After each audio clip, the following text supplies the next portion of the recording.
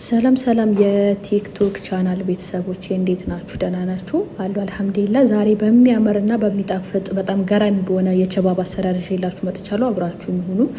እዚህ ጋር 2 ኩባያ ዱቄት አደረኩኝ፣ ቁጥር 1 ማለት ነው።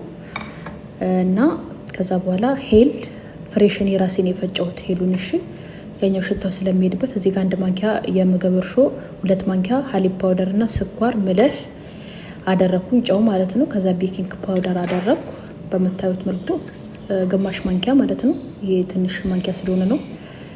ከዛ ማወርድና ዛአፈራን ሮዝ ዋተር እና ዛአፈራን እንደዚህ ዘብዝፌ ነበር ያሳደርኩት።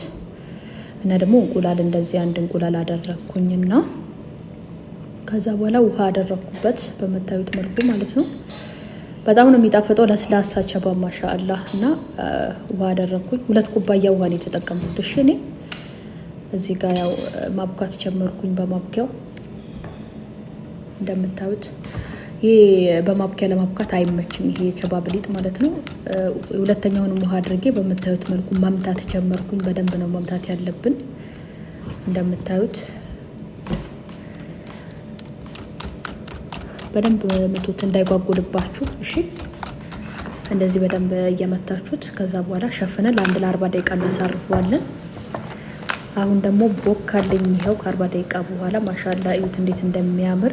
እኔ እዚች ጋር ወፍሮብኝ ውሃ ጨምሬበታለሁ። እሺ ትንሽ ወፈረና ትንሽ ውሃ አድርጌበታለሁ መጋገር ከጀመርኩኝ በኋላ ማለት ነው።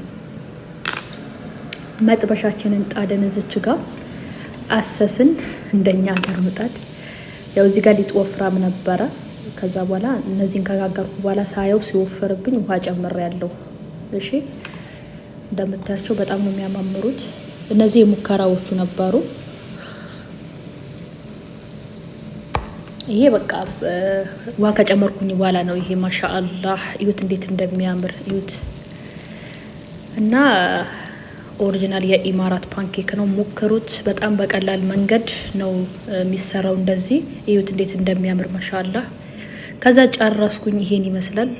ስለተከታተላችሁኝ አመሰግናለሁ ውዶቼ።